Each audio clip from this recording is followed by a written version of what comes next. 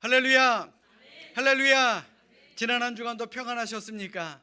지난 한 주간 좋은 일 많으셨습니까?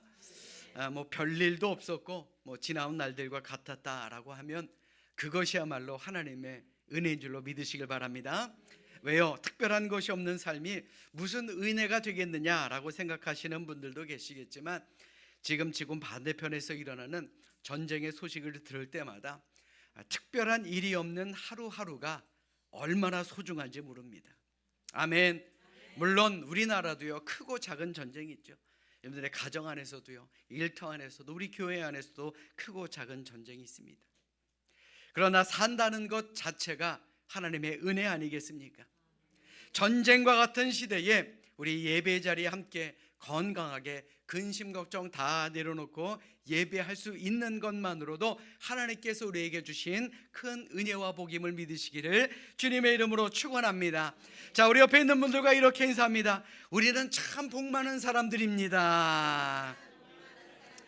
자, 이제 복 얘기를 하면 사람들이 좀 많이 웃어요. 자, 다시 한번 인사합니다. 하나님이 우리와 함께 하십니다.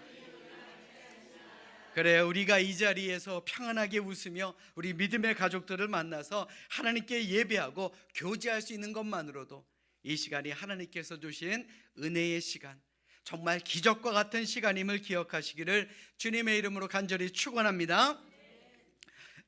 뉴스를 보면 지금도 세계 곳곳에서 일어나고 있는 여러 가지 전쟁으로서 우리나라도 그 영향을 벗어날 수는 없죠. 지난 한 주 정말 깜짝 놀라는 일이 있었습니다. 아침 저녁으로 휘발유 값이 달라질 정도로 유류가 가파르게 올라가고 있고요. 또 기름값이 오른다라는 것은 모든 물가가 오른다라는 것을 알고 있기 때문에 아마 근심 걱정 많이 하실 겁니다. 그래서 기도할 때마다 과연 하나님의 뜻이 어디 있습니까? 라고 하나님께 물으며 기도하시는 분들도 분명히 계실 것입니다. 그러나 우리가 하나님의 뜻을 지금 당장은 알 수 없죠. 자, 여러분들 한번 생각해 보십시오. 우리 라디오를 한번 예를 들어서 생각해 보겠습니다. 방송국마다 각자 고유한 주파수가 있습니다. 이를 헤르츠라고 하는데, 이 진동수에 따라서 우리가 라디오를 통해 방송을 들을 수가 있는 것입니다. 그런데 주파수가 맞지 않게 되면 아무리 비싼 라디오를 가졌다라고 할지라도 그 방송을 들을 수는 없는 것입니다. 주파수가 맞아야 방송이 된다는 거죠. 그런데 이는 우리의 영적인 삶도 마찬가지입니다. 많은 그리스도인들이 하나님의 음성을 듣고 싶어하고 또한 하나님의 뜻을 알고 싶어합니다. 그런데 문제는 정작 하나님과 깊은 교제를 쌓기보다는, 하나님과 주파수를 맞추기보다는 그저 내가 원하는 답을 얻는 것에만 집중할 때가 많다라는 겁니다. 마치 그때그때 바로바로 대답해주는 무당처럼, 점 보는 것처럼 말입니다. 여러분들 잘 들으십시오. 하나님은요, 우리에게 단순히 정보를 제공해 주시는 분이 아닙니다. 우리와 늘 함께 계시기를 원하시는 분입니다. 아멘. 그렇기 때문에 우리가 해야 될 일이 무엇입니까? 끊임없이 하나님 앞에 나아가야 합니다. 끊임없이 영적인 주파수를 하나님께 맞춰야 됩니다. 그럴 때에 비로소 우리는 하나님의 선명한 음성을 들을 수가 있다라는 겁니다. 그러므로 세상의 소리에 흔들리기보다는 오늘 우리에게 주시는 이 예배를 통해, 또한 기도와 찬송을 통해, 말씀을 읽고 묵상하는 것을 통해 내 영혼의 주파수를 하나님께 맞추고 하나님과 친밀한 동행을 이루어 나가야 하지 않겠습니까? 아멘. 자, 지금 이 자리는요, 우리가 하나님께 우리의 영적 주파수를 맞추고자 모인 예배의 자리입니다. 하나님은 우리를 예배자로 부르셨습니다. 그런 하나님께 감사하시며 우리 이 시간 성경을 높이 드시고 우리의 믿음을 고백하도록 하겠습니다. 자, 성경을 높이 드십니다. 저는 예수 믿어 구원받았습니다. 저는 예수 믿어 하나님 자녀 되었습니다.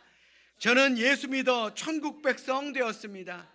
하나님께서 선물로 주신 오늘 하나님 말씀으로 가르침을 받습니다. 눈을 열어 주의 법 안에 있는 놀라운 진리를 보고 깨닫게 하소서. 아멘으로 순종하여 하나님께 영광 돌리는 삶이 되게 하소서. 아멘. 고백한 대로 살아가시는 여러분들 되시기를 주님의 이름으로 축원합니다. 오늘은 예수님께서 받으신 세 가지 시험 중에 두 번째 시험을 통해서 우리의 신앙생활을 한번 점검해보며 은혜를 나눠볼까 합니다. 돌이 떡이 되게 해서 먹으라라는 마귀의 첫 번째 시험을 이겨낸 예수님에게 이윽고 마귀는 두 번째 시험을 합니다. 그리고 이 시험 역시 오늘을 사는 우리도 분명 겪을 수 있는 그러한 시험이기도 합니다. 자, 그렇다면 예수님의 두 번째 시험은 과연 무엇이었습니까? 오늘 본문 5절의 말씀 보십시오. 이에 마귀가 예수를 거룩한 성으로 데려다가 성전 꼭대기에 세우고 라고 기록합니다. 마귀는 포기하지 않고요, 예수님을 거룩한 성으로 데려갔습니다. 그러니까 본문이 말하는 거룩한 성이라고 하는 것은 당시 유대인들이 예루살렘을 거룩한 성이라고 불렀습니다. 그리고 예수님을 성전 꼭대기, 즉 성전에서 가장 높은 곳으로 데리고 갔습니다. 많은 신학자와 역사학자들은 예수님이 섰던 그곳이 아마도 기드론 산 성벽 위일 것이다 라고 추정합니다. 그리고 지금도 그곳에 가면 예루살렘이 훤하게 내다 보이는 그런 높은 곳입니다. 요즘 AI가 그림도 잘 그려주는 좋은 시대 우리가 살아가고 있죠. 그래서 오늘 본문 말씀을 놓고 AI에게 그림을 좀 그려달라 그랬더니만 이렇게 그려주더라고요. 자, 그림 좀 보여주세요. 자, 아무튼 오래 살고 볼 일입니다. 이제는 그림까지도 그려주는 시대가 됐어요. 자, 물론 우리가 마귀가 예수님을 시험한 그 성전 꼭대기가 정확하게 어딘지는 알 수 없습니다. 그런데 마귀는요, 예수님께 엄청나게 높은 곳으로 짐작되는 성전 꼭대기에 데려갔고, 그리고 그곳에서 뛰어내리라 라고 그를 유혹합니다. 그 이유가 무엇이겠습니까? 평소 성전은 사람들이 많이 모이는 곳입니다. 그러니 사람들의 보는 눈도 많았겠죠. 마귀는 그곳에서 예수님께 뛰어보라 라고 한 것입니다. 게다가 마귀는 하나님의 말씀, 즉 하나님의 뜻을 따라야 하는 예수님에게 성경의 말씀을 가지고 예수님을 유혹한 것입니다. 바로 시편 91편 11절로 12절의 말씀, 우리 자막으로 준비했으니 같이 읽어보겠습니다. 함께 읽습니다. 시작. 그가 너를 위하여 그의 천사들을 명령하사 내 모든 길에서 너를 지키게 하심이라. 그들이 그들의 손으로 너를 붙들어 발이 돌에 부딪히지 아니하게 하리로다. 아멘.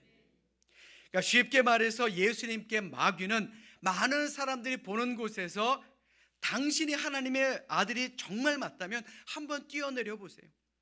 그러면 성경 속에서 약속하신 대로 천사들이 와서 예수 당신의 발을 붙잡고 안전하게 사뿐하게 땅에 내려앉게 할 것 아니겠습니까? 그렇게만 되면 그 멋진 쇼를 본 사람들은 박수를 치면서 야 멋있다, 최고다, 이야 대단하다 라고 할 것이고, 그렇게만 된다면 세상 사람들은 예수님을 보고 역시 하나님의 사람, 역시 하나님의 아들은 뭐가 달라도 달라, 나 이제부터 예수라는 사람을 따를 거야 라고 생각할 수 있지 않겠습니까? 바로 이 말입니다. 한마디로 가장 쉽게, 가장 빠르게 복음을 전할 수 있는 그런 방법이 되지 않겠느냐라고 유혹을 한 것입니다. 생각해보면 합리적인 말처럼 들리기도 합니다. 그런데 마귀는요, 사람들 마음속에 숨어있는 이 허영심, 영웅주의, 그리고 스타의식을 충동시켜 계속해서 우리 인간들을 시험한다라는 겁니다. 그리고 그 시험은 지금 이 자리에 있는 여러분들에게도 해당되는 시험입니다. 아마 여기에 계신 여러분들도 이러한 시험과 유혹을 한 번쯤은 받아보셨을 것입니다. 나를 드러내고 싶은 마음, 남보다 높아지려고 하는 마음, 그것이 당연한 이유는 인간이 가진 욕구 가운데 자존심 보존의 욕구가 있기 때문에 그런 것입니다. 자신의 존재가 중요함을 인정받고 내 존재가 높이 평가되고 싶은 그런 욕구, 그리고 그런 평가가 계속되기를 원하는 욕구 말입니다. 한마디로 남보다 더 나아 보이고 싶은 그런 마음. 그리고 이런 욕구는 이미 교회 안에서도 낯설지 않다라는 것입니다. 집사, 권사, 장로, 목사 모두가 다 똑같습니다. 다른 사람에게 인정받고 싶은 욕구, 나를 드러내고 다른 사람에게 대접받고 싶은 욕구, 이런 욕구는 이 자리에 있는 우리 모두에게도 다 있다라는 것입니다. 마귀가 예수님을 먹는 것으로 유혹한 후에 실패한 다음 두 번째로 했던 시험에는 바로 이런 의미가 숨겨져 있다라는 겁니다. 지난주 교역자 회의가 있었습니다. 회의를 하다 보면 의견이 다를 때도 있죠. 그러다 보면 조금씩 다툼이 있기도 합니다.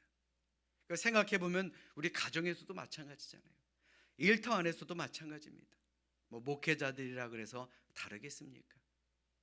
중요한 것은 서로 다름을 인정하고 서로의 의견을 잘 조율해서 가장 좋은 결과, 합리적인 결과, 하나님의 뜻에 맞는 결과를 만들어내는 것 아니겠습니까? 그런데 제 마음이 너무나도 불편하고 참 답답한 일이 있었습니다. 한 원로 목사님과 다른 교회 목사님이 다툼이 있었다라는 거예요. 근데 그 다툼이 어떤 중요한 안건도 아니었습니다. 서로 조금만 이해하면, 서로의 말을 조금만 들어주면 얼굴 붉힐 일도 아니었습니다. 그런데 내가 무시당했다고, 나를 인정해주지 않는다고, 그 의견이 법과 원칙에 맞지 않는다고 서로 큰 소리를 내며 다투게 된 것입니다. 심지어는 네가 하나님이냐 라고 이야기를 하는 이야기까지 들었습니다. 너무 마음이 아프더라고요. 5월 달에 우리 교회에서 교역자 회의가 예정되어 있는데 우리 감리사님에게 이거 못한다 그래야 되나 그런 고민이 살짝 들기도 했습니다. 사실 목회자들에게도 그런 마음이 있습니다. 여기저기 내 이름을 내고 싶고 내 사진을 내고 싶고 신문이나 방송에 뜨고 싶고 많은 사람들에게 잘했다, 멋있다, 최고다 이런 마음을 듣고 싶은 그런 마음이 우리 목회자들에게도 있다라는 겁니다. 죄송하지만 그런 마음은 제게도 있습니다. 그런 마음이 없는 사람이 과연 어디 있겠습니까? 그런데 그런 마음 때문에 서로가 서로에게 상처를 준다면, 더 나아가 공동체의 평안을 깨뜨린다면 안타깝지만 목회자라고 해도 사단의 유혹에 넘어간 것 아니겠습니까?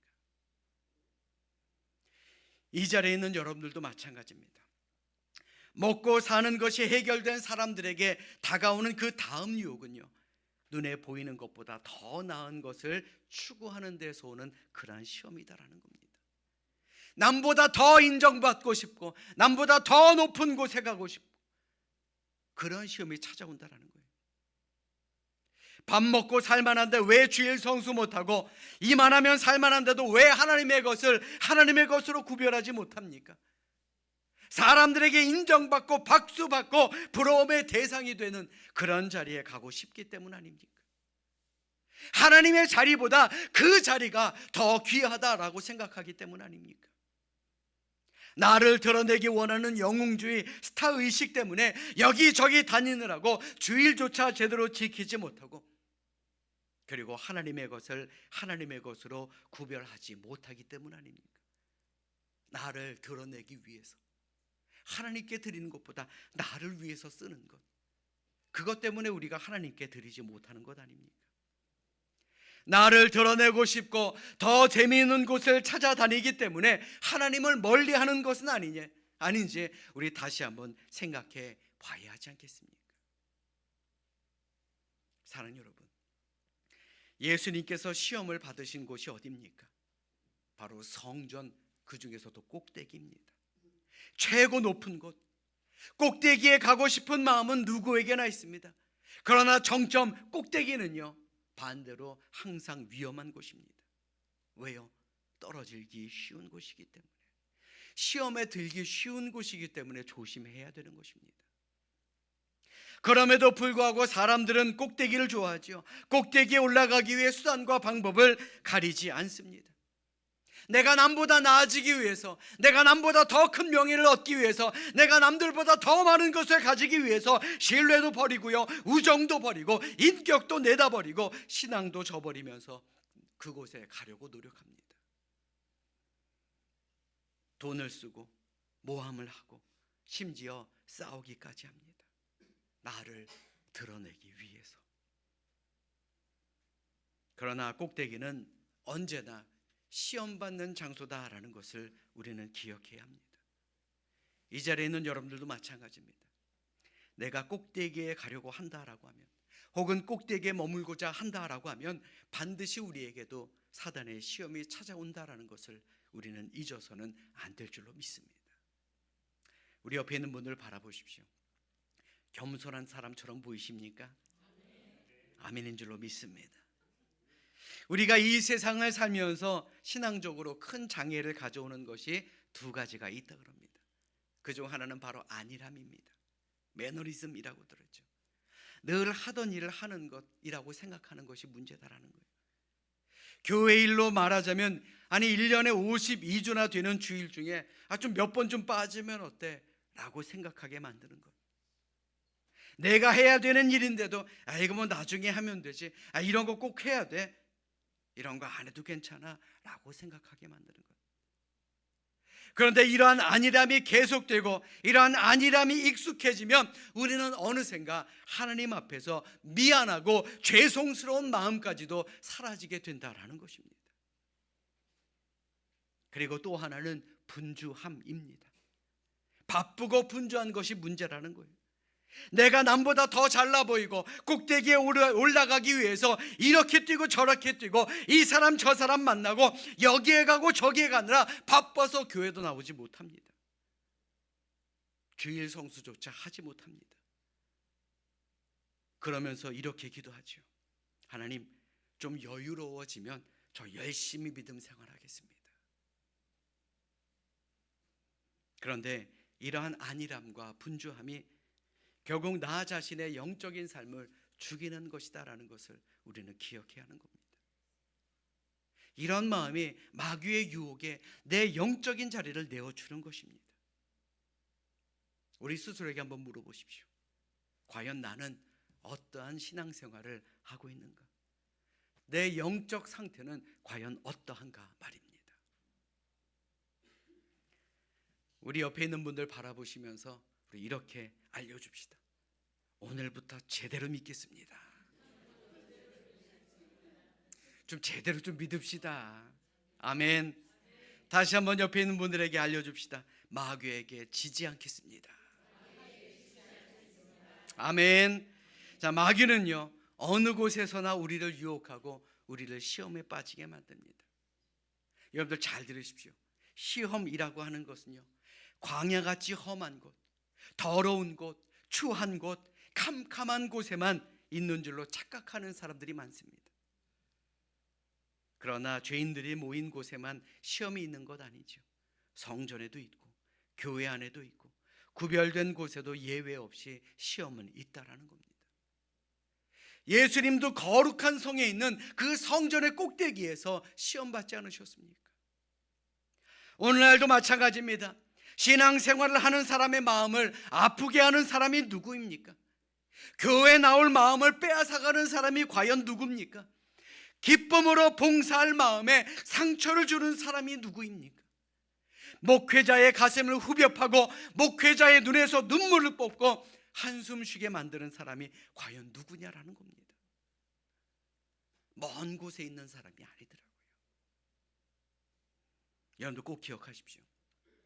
교회는 마귀와 무관한 곳이 아닙니다. 신앙생활 오래 한 것이나 직분, 이런 모든 것들 다 상관없습니다.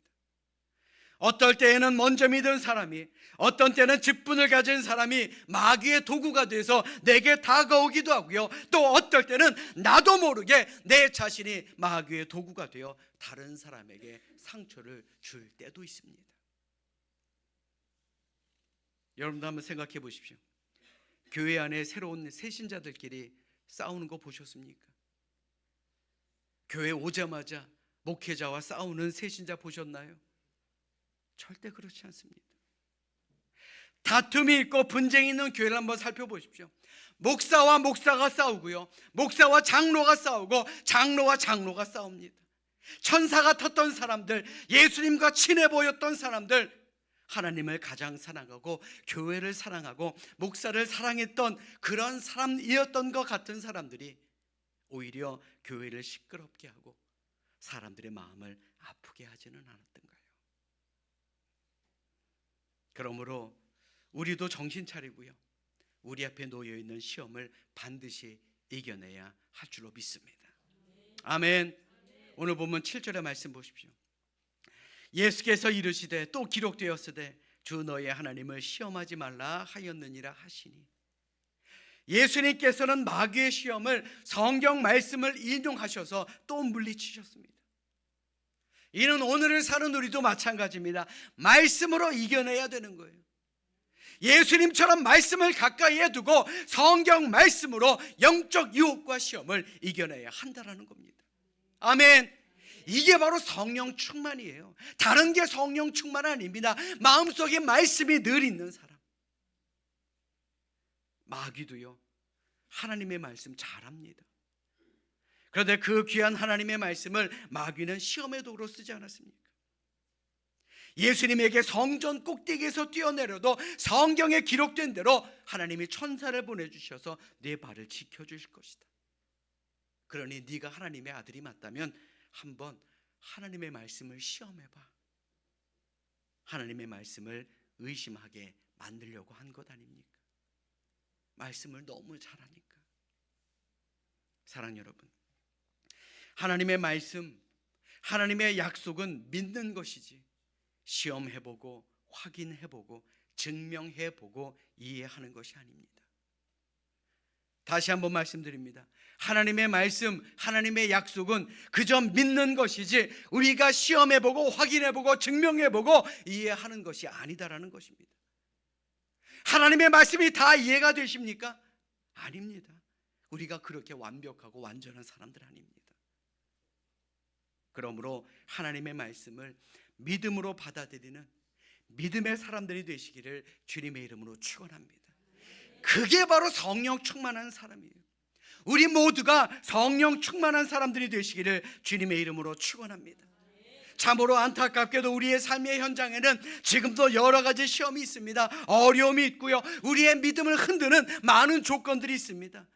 그러나 우리가 하나님의 편에 서 있고 하나님이 우리의 마음에 들어와 계신다면 아무리 힘들고 어려운 일을 만나도 하나님께서 합력하여 선한 길로 이끌어 주심을 믿는 우리 모두가 되시기를 주님의 이름으로 축원합니다.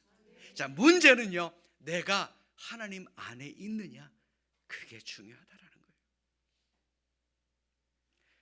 요한일서 4장 15절의 말씀 자막으로 준비했으니 우리 함께 읽겠습니다. 함께 읽습니다. 시작. 누구든지 예수를 하나님의 아들이라 시인하면 하나님이 그의 안에 거하시고 그도 하나님 안에 거하느니라. 아멘. 성령 충만한 거요, 어려운 일 아닙니다. 우리가 예수님이 하나님의 아들이라는 것을 믿고요, 예수 믿으면 멸망하지 않는다라는 것을 분명히 믿고 시인하면 하나님이 내 안에 계시고 내가 하나님 안에 거하는 것입니다. 한마디로 영적 주파수가 맞는다라는 것입니다. 문제는 예수 믿는 우리들이 하나님 안에 과연 완벽하게 거하는지 그것을 점검해 봐야 한다라는 것입니다. 오늘을 사는 우리에게 있는 여러 시험을 이기기 위해 우리 모두가 늘 하나님 안에 거하시기를 주님의 이름으로 축원합니다. 이걸 바로 임재라고 하는 거예요. 이 시간 진정으로 바라기는 우리 범사의 주 안에서 믿음으로, 또한 천국의 소망으로, 하나님을 사랑하는 그 사랑으로 시험을 이기신 예수님의 이름으로 우리 앞에 놓여 있는 시험에서 승리하시기를 주님의 이름으로 축원합니다. 뿐만 아니라 예수님께서 말씀으로 이기셨던 것처럼 우리도요, 말씀을 늘 가까이 합시다. 말씀을 가까이 함으로 말미암아 우리 앞에 놓여 있는 여러 가지 시험 가운데 믿음으로 승리하시고 이번 한 주간도 주 안에서 승리하는 삶을 살아가는 우리 모두가 될 수 있기를 주님의 이름으로 축원합니다.